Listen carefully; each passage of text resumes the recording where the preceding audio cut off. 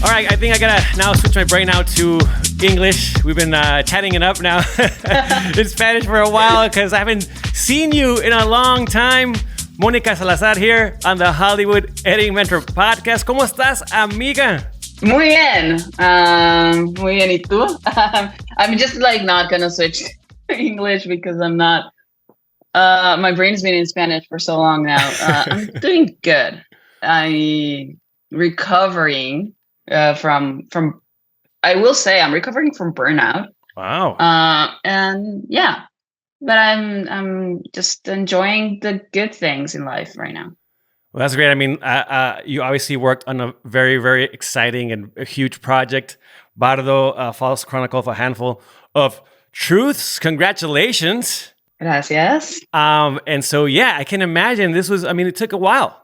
Yes, we were in the project for almost 2 years, and I would say probably a little over 2 years when you count other things. So yeah, it took a while, and it was the most challenging thing I've ever done, and a fantastic and very rewarding learning experience. Yeah, I say I took my master's degree and got paid for it. That's the way I see it. You bring up this thing about burnout, and I got to say, I've been having these conversations a lot recently with colleagues working on very, very intense projects. And the thing is that, as editors, oftentimes devote so much energy to a project and we work so hard, obviously, because we love this stuff, but it's important to not forget to take care of our mind and body. And I'm so happy to hear that you're doing just that. Something important that is happening right now is that people are talking about it, and that we are also very much open to doing something about it and not being afraid to go to therapy. And I have a beautiful community of friends, both in the industry and both not in the industry, who would cheer me on. And one of my best friends from my childhood, she's a psychologist, and she was like, just so that you can keep going at this rate, because she would see my hours. She's like, you should talk to someone just so that you can decompress at the end of the week, and that and she also really recommended meditating, and that kept me going during my jobs. And then the recovery stage has been a little bit about just allowing time to do things that are important, like being with your family, taking a trip, saying no, and just saying, I worked my ass off and I'm very proud of the product, and I was with a fantastic team and we took this project to the finish line, and I need to rest. I need to not work on it. It worked out that it was a holiday. I knew that the industry is slow in November, December, and January. So I was like, I'm not going to work until mid-January because I need a break. And that was healthy. And a lot of people who don't work in this industry don't understand, or they get really scared by someone saying they don't want to work for a couple of months. But I think that if someone understands this, it's us. Like when I tell people like, no, I'm taking a break right now, everyone is like, good for you. So that's it. That's how I've been doing it. And it's a process. It's obviously a process. And also finding the next project, that's something that you're excited about, something that you really want to be part of, so that when you come back to work, it's something that it's not gonna continue. I don't want this to be misinterpreted, but going back to a job that just makes you want to go back every day, in just because you're recovering from burnout. I mean, every project you can start very excited about, and by year 25, you're like, no, totally. I mean, I appreciate you bringing this up because, I honestly, I even last week I got a text about a friend who's on a show and like someone like had to drop out, right, because of burnout. And my people very close to me have actually experiencing this recently, and even talking about going to therapy for the first time. And and someone told me like recently, like, I just, I was kind of, I don't know, I didn't want to, I didn't think this was for me, or I was embarrassed, or this is something that, didn't know I should do. But, again, I think just having these conversations sheds light into this situation and that we experience definitely as editors. Absolutely. And here was my reasoning. I love what I do so much. I loved the project that I was part of. It was a demanding project, like every other project in this industry. And I love this so much. I care about my job. I care about myself because I want to continue doing this, and I don't want to not love what I'm doing. So I need to do things right in order so that I'm not in 10 years from now jaded by something that I love, and I owe it to 13-year-old me to continue loving what I'm doing. Yeah, it's thinking about more the long term now, right? I mean, to say I want to have, I want to survive this industry and have longevity, and really it takes us taking care of ourselves and being maybe a bit strategic as far as like what projects we sign on to, especially as you're kind of now gathering more credits, right? It's one thing that when you're barely starting out, you got to do what you got to do. But I think as you start getting maybe those opportunities, it's being a little bit more picky, strategic. Yeah, and just to be in a good place mentally to when a great opportunity comes, it can be very scary, but you still say like, okay, here we go. We're gonna just go for it. And I mean, it happened to me a couple of years ago when BARDO was introduced as an opportunity in my life.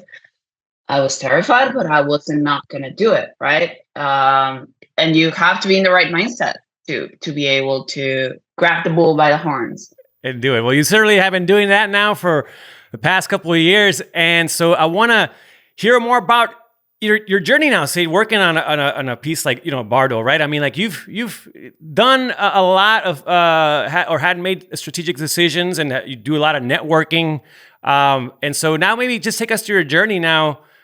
Say how you started out working in this industry, and how'd you make your way now to say working with, I mean, one of my favorite directors, Alejandro Gonzalez Iñárritu.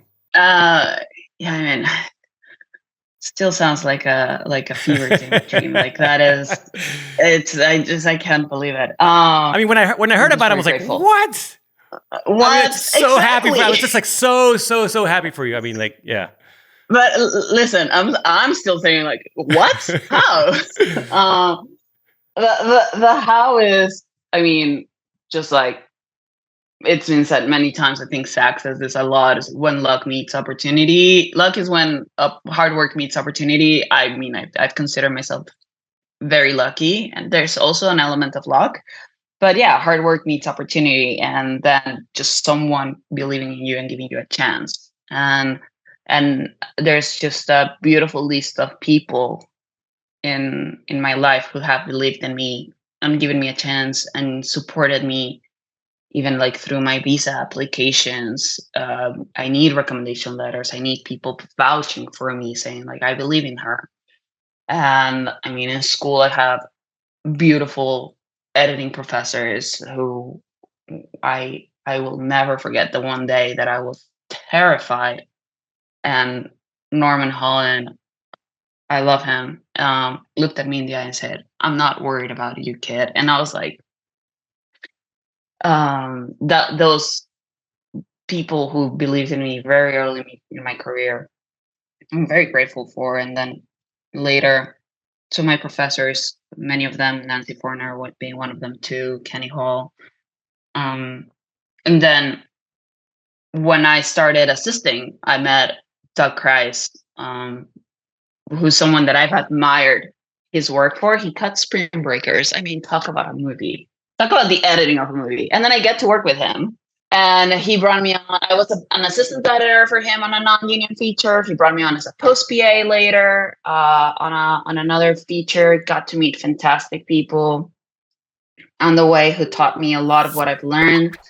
And then when I went ahead, got my days, came back, Doug hired me as his assistant on union features. And then I did that, and he put me up for Honey Boy. And him believing in me to go do a feature film so early in my life and in my career was also, again, I mean, there's an element of luck in there as well.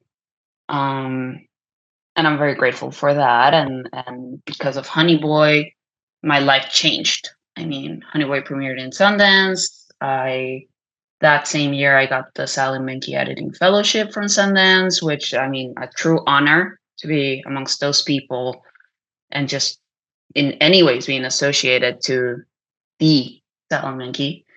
And then after that, I've been trying to cut. I really took a leap of faith and said, I don't want to assist anymore. I have also worked with just so many fantastic editors, or been mentored by many fantastic mentors, editors who believed in me. And there you go. Like, eventually, we're in the middle of a pandemic. One of my friends, how I got to BARDO is that one of my friends from school, who is an executive producer on the project. And when Alejandro was looking for an editor who could help him edit the film, someone who would be willing to work with him, and like in this partnership, because he wanted to edit the film and he wanted someone who spoke Spanish. If they were Mexican, it was like a plus, because we would connect on the stories. And Carla Luna, who's the executive producer of the project, said like, well, my friend Monica just cut Honey Boy, and she's from Monterrey, and she might be willing to do this. And Alejandro was like, oh, well, I saw Honey Boy, let's talk to her. And the fact that someone would take a risk, because I think it's a risk, on someone so young, I did not have a credit like even close to being as big as what BARDO was. Such an epic experience. He just believed in me and gave me a chance, and I've learned a lot. I've learned a lot on the way, and I'm excited to see like what is coming next. You've got obviously amazing opportunities, and you've had really great mentors. I mean, what do you think has been that the type of people have gravitated towards you? Because you're obviously, one thing I can notice is that you just, like you said, you just go for it. Like you just don't even think about it. You just, let's go, let's do it, right? I don't know, but bless their hearts. I don't know what they're seeing in me, because I don't get it. But thank you. That's all I can say, because I do think that I'm very stubborn, and that I knew I wanted to be an editor. And when I was a PA, I would tell like, I'm editing this and I'm always cutting something, and like something that people wouldn't know just based on like Honey Boy, BARDO, As They Made Us. Coming up next is Stick Girl.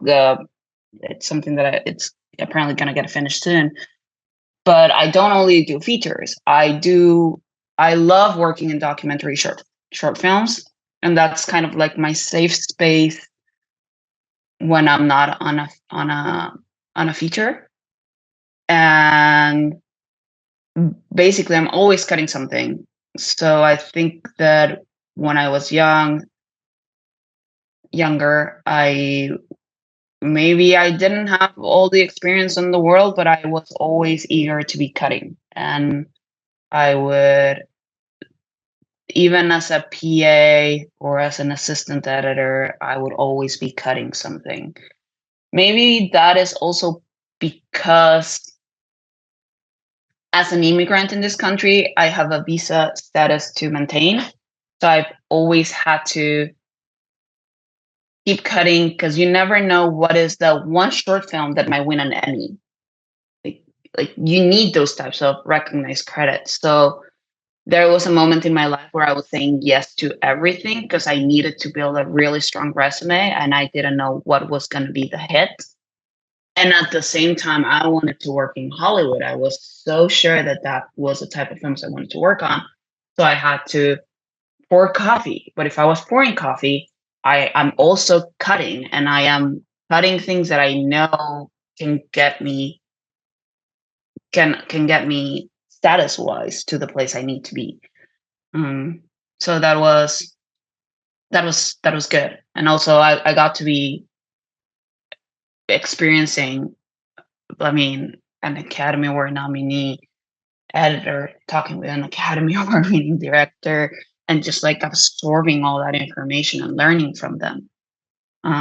So yeah, I don't really know what they see in me, but I just like try to keep doing what I was doing. You brought up the whole visa thing, right? You came from Mexico, you went to study at USC, and I'm now working in Hollywood. But I get asked this a lot about visas, right? And people coming from other country that want to work in the US. I mean, I'm not looking here for legal advice, right? But I'm just saying, like, I mean, any maybe tips that you can give to people that are looking to do that? I am not a lawyer. Yeah, disclaimer first. Disclaimer, I am not a lawyer. This is my personal experience. Something that I think helped me, and I'll just talk about my experience. I transferred here. I didn't do the full program at USC, but I transferred here. And after you graduate, you have a 1 year, they call it OPT, and you have that 1 year opportunity to stay in the country and work and build credits. I do think that coming to school here and staying in the city and building a network of friends and getting recommended to jobs here allowed me to use that 1 year of OPT to build credits. I was interning for a company that gave me many opportunities. And just like I said, cutting shorts, that some of the student short films that I worked on went ahead and won some like student awards in some of the categories of like DGA and things like that. And that helped me. I don't see how I would have been able to apply for, because I applied for a talent-based visa, and you have to have really strong credits for that. I don't see how I would have been able to get that visa without the network and opportunities that having gone to school here gave me. I know that is a very privileged answer. I am very aware of how lucky I was, but also I cannot put into words how stressful it is to be fresh out of college and know that you have 1 year to prove yourself in a company, like in an industry where that doesn't happen fast. So it is, if there's anyone out there going through this process, my hearts are with you.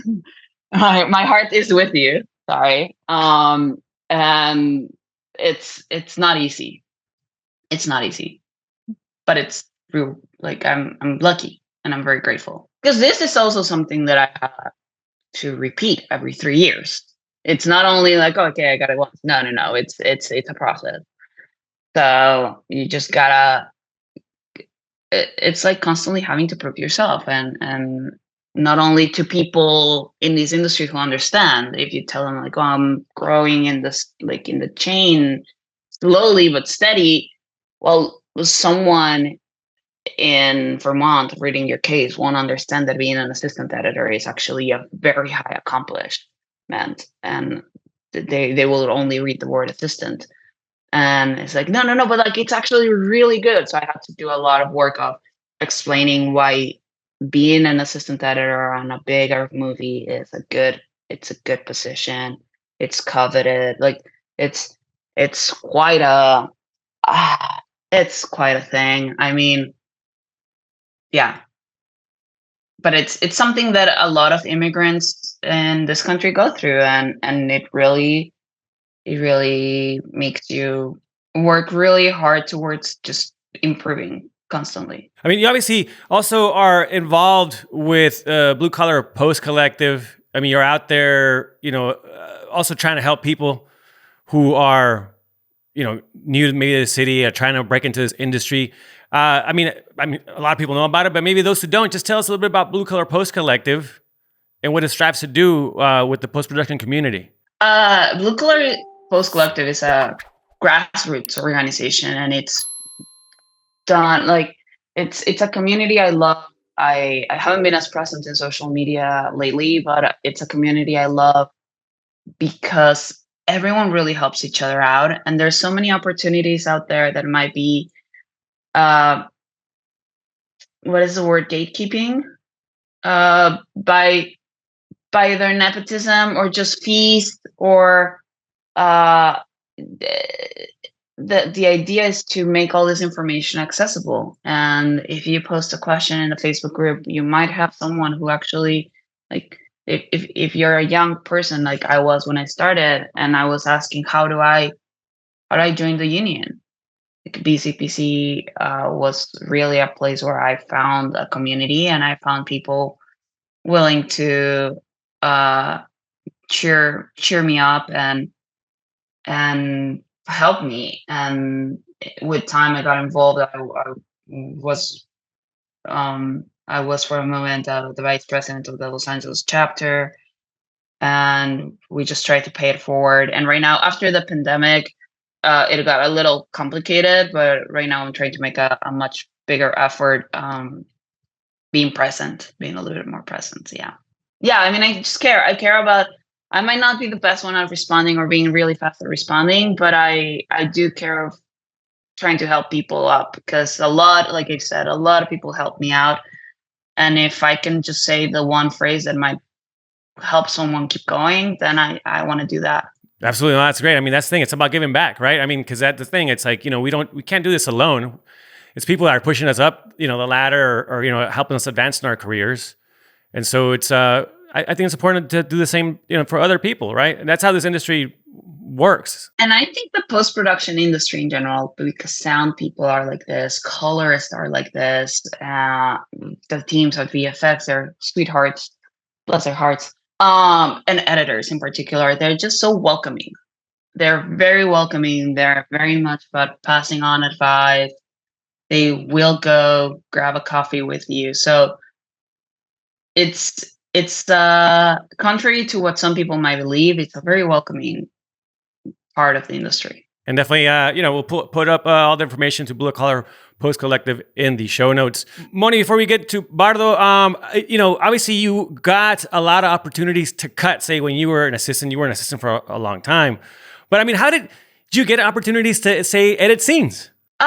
Yes, I did. I mean, I wasn't an assistant for very, very long, but I did get a chance to cut scenes. Like I said, it wasn't much about cutting scenes, but that I was always cutting something. So my editor knew that I was always cutting. I was so even the year that or the months that I stepped away from being a post PA to get my union days so that I could be an assistant, my union days I got as an editor. So maybe it wasn't only about cutting scenes and proving myself as an assistant, but it was also a lot about my editor being very welcoming to me, being in the edit room with him and just chatting about the scenes, watching his cuts and discussing them. And I think that gave a sense of what I could be saying, what could be my voice as an editor. And so yeah, I don't know if it was much about cutting scenes or it was also more about my attitude in the edit room. Just wanted to soak in that knowledge, asking questions. I think it's like about being teachable as well, right? Say, hey, you know what? I'm open to learn, right? From you, from someone there where I see myself. That's the job that I want to do. Yeah, and just imagine being able to sit down on someone's couch and just watch them edit and ask questions. It's just this. And I'm kind of sad that a lot of jobs are remote because I think a little bit of that is being lost. And I don't know how to, I've heard some strategies of how some of my friends are trying to mentor their assistants in a remote environment, and I find it very admirable. But I do think that there's something very organic that happens when we're all together, and it's just part of the industry and part of being creative. So yeah, one of my biggest fears when this all started, the work from home started, was mentorship. Like how is that gonna keep working? Yeah, I know. I think, it's. I mean, yeah, you're right. I mean, it's different now, right? I mean, it's there's ways to do it. There's the technology's there. I guess gotta get creative as far as like say how we bring in now or have assistants, for example, shadow us or PAs or But I think it's just a matter of thinking differently. Because it doesn't end, right? It doesn't end just because we're doing this now remotely. The mentorship side of things, doesn't have to stop, right? It's just kind of thinking outside the box, maybe. Because it's so important to keep it going. Yeah, and I haven't worked remotely as much. The last months of BARDO were remote, but we were in a room for most of it. So I don't know. I guess I can. That's definitely an area of improvement for me, a learning opportunity for me. Well, I mean, that's a good segue now to talking about BARDO, BARDO, False Chronicle of a Handful of Truths. I got to look at my notes for that. But I don't blame you. I couldn't say it either. Don't worry.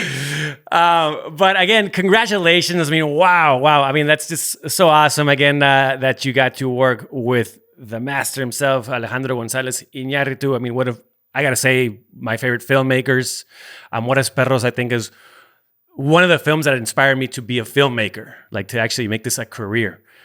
So, I mean, just kind of tell us what that was experience like, the cutting such an amazing project. I love the film, by the way. And so I just want to hear what was it like for you just working on a film like this and with a director like Alejandro? I mean, just saying it sounds insane.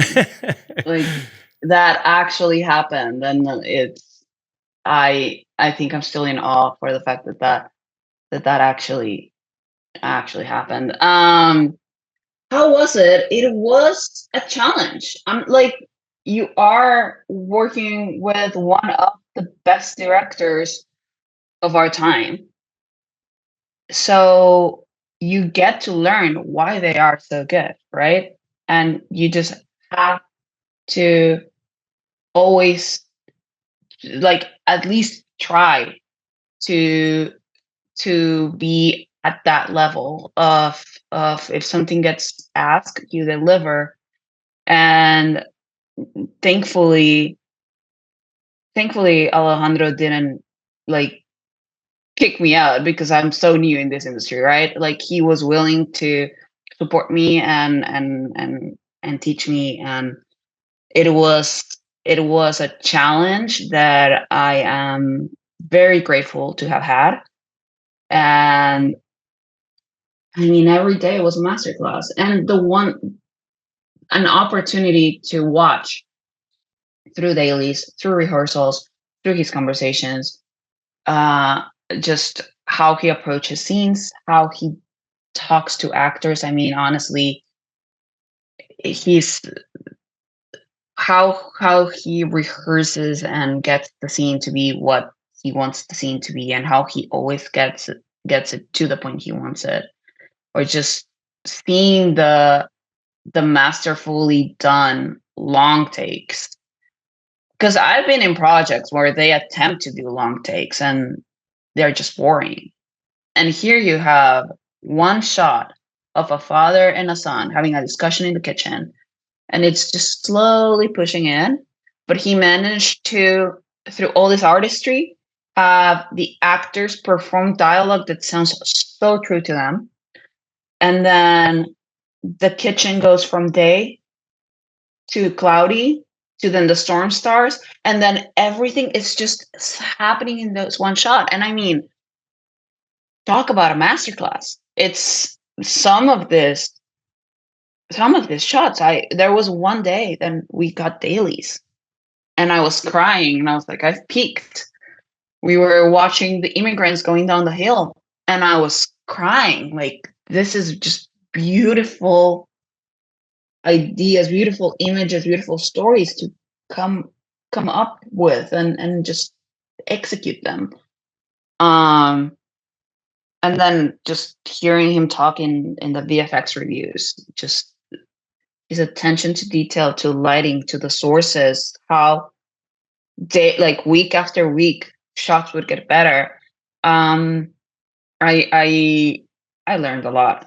I learned a lot. So it's weird to sum up so many days and years of my life, of my recent life, in words. But all I can say is that I learned a lot, a lot. And I think the most important lesson actually was being surrounded by a group of people that just, you're all going and pushing each other to keep going. And I made beautiful friends in that project that I know are going to be friends for life. So yeah, that was it. That was experience, I guess, if I could sum it up. Yeah. No, I mean, it's just even like I get goosebumps just listening to you, because I can't even imagine. Yeah, like you said, the amount of things you would learn from working with someone like Alejandro Gonzalez Iñárritu. I mean, like, it's just, like you said, a masterclass, right? In just filmmaking. Yeah. And I will say, you will never look at plates ever again the same way. Because I then later looked at some places and I was like, oh, these plates are not well shot. These are going to be reshot. And everyone is like, the plates are get well shot. And I was like, I don't know, man. These ones are not well done. And I am spoiled and broken now, because from what I learned from him, not saying that he's yeah, you know what I mean. Like later in life, I was like, oh, I saw something. I was like, oh no, this is gonna be reshot. No, I mean, speaking of the images, I mean, just amazing visuals from Mr. Darius Kanji. Yeah, I mean, it's just, I mean, wow, every shot, I'm like, oh my God, like, come on, it's insane. Every shot was a painting, and that is crazy. Like, it's just, I mean, yeah. So, like I said, it still feels like a sueño guajiro, a fever dream that I got to work on that project.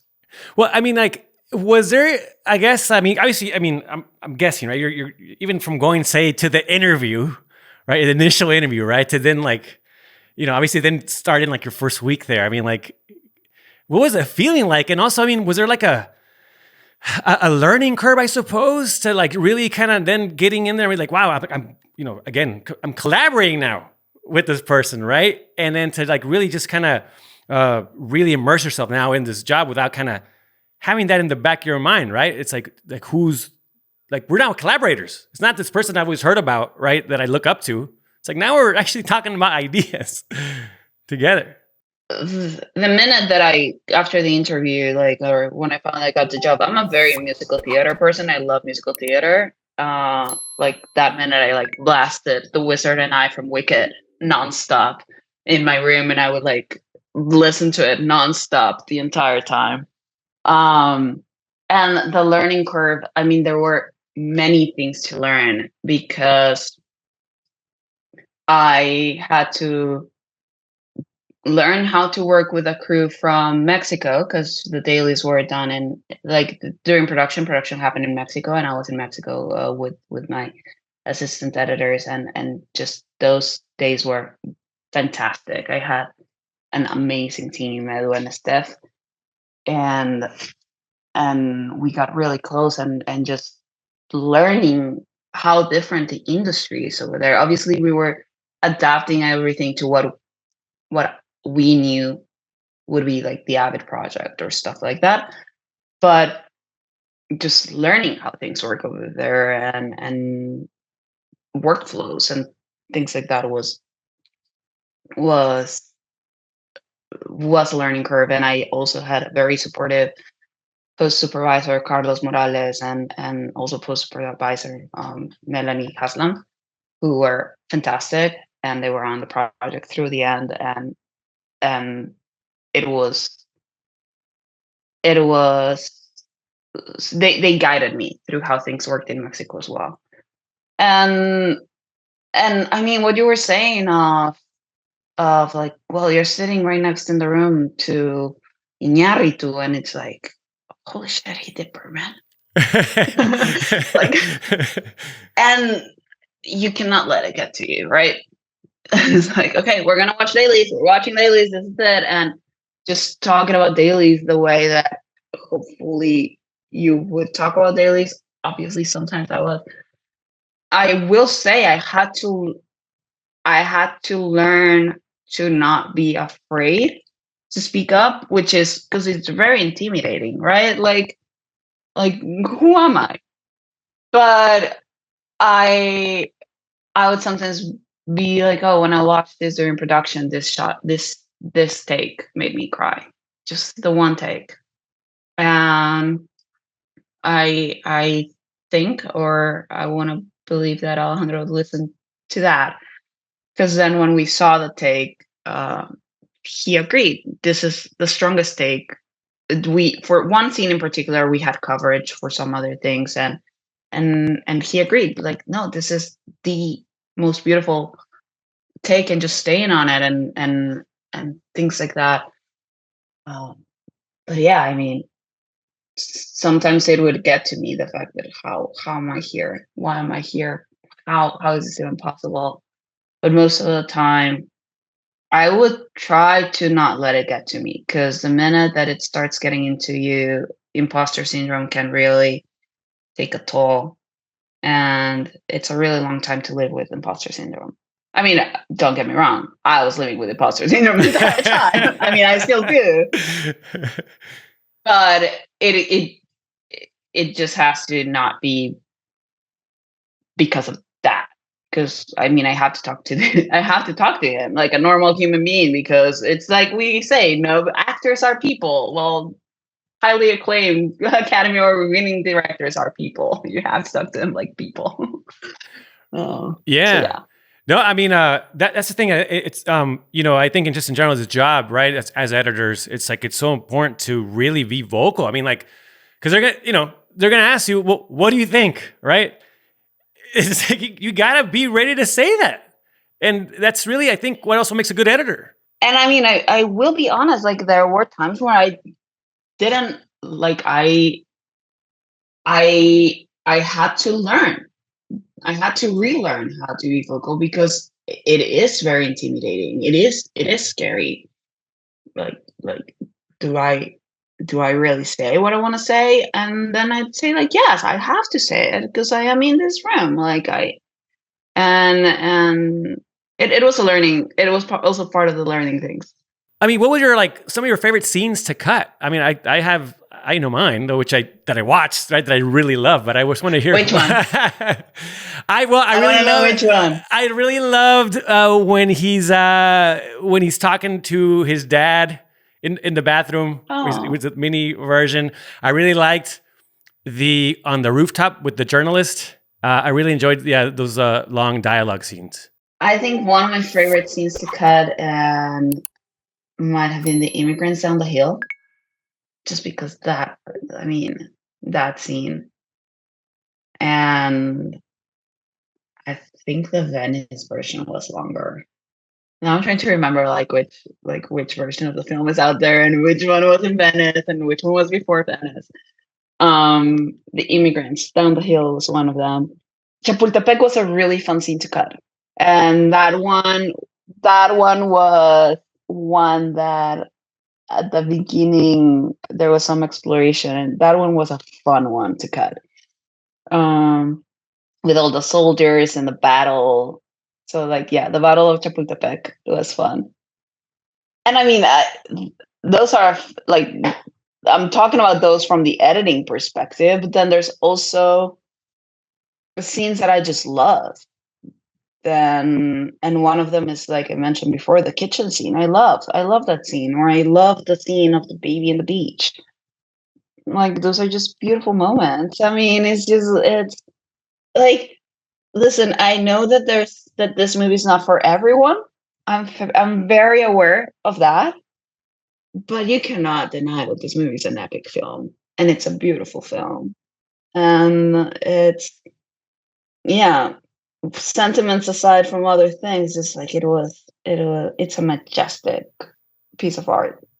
It is. It's a piece of art. In my opinion, I mean, yeah. I guess I have a little bit biased. I'm a little biased, I guess, but it's such a beautiful and vulnerable film, and Yeah, I mean, Cortés was a I was just thinking Hernan that. I was just going to Cortés. mention that. I mean, like, but I'm saying if people are listening to this and they have not seen the film, they're gonna be like, "What? Battle of Chapultepec, Hernan Cortés, Baby in the Beach? Like, what? Yeah, what is this? What are you talking about? And I will tell, because people would ask me, "What is the movie about?" And I'm like, I cannot tell you. Because if I tell you what the movie's about, I'm gonna spoil the film. So people thought that I was just being rude and I was just keeping peace, like keeping my NDA super strictly. And I was like, no, I literally have no way of explaining this movie without spoiling it, and I don't want to spoil it. Definitely, a lot of things resonated with me in this film, especially me as a Mexican American, having grown up in the Tijuana, San Diego border region. That was my life, right? It's like, I'm not from here and not from there, right? Absolutely, and I also very much identified with the son and the daughter story, and I mean, it's just the idea of, I miss my family. I want to go back and live in Mexico because I miss them. This is different. This is a different environment, and then but then knowing that really your life and your career is America is like, well, but it's a complicated one, and yeah, it's just it resonates. This movie resonates with a lot of people, and I am very, very glad when some people reach out and say how it resonated with them, because it just makes every day of our very hard work in as a team, as everyone, feel like it mattered. Someone watched it and someone connected, and it matters. Yeah, so definitely get out there, go watch it. So you know what we're talking about. But it truly is a beautiful film. There's a lot of, obviously, great VFX in it. I mean, how did that play a part in the edit? How did you deal with so many like VFX shots? Honestly, I was much more scared of it as a concept than, because when we were assembling those scenes together, um, we were doing it together. It wasn't scary. It was like assembling a scene that just happens to have VFX, and it was very interesting. Um, the the figuring out of, like, well, you want to cut for the performance. At the end of the day, it's for the performance, and then you will figure out what the plates are, or like things like that, and those things. I mean, Alejandro definitely has a lot of experience with that, and I just got to learn, because I've never worked on anything that or I had, but not in that level.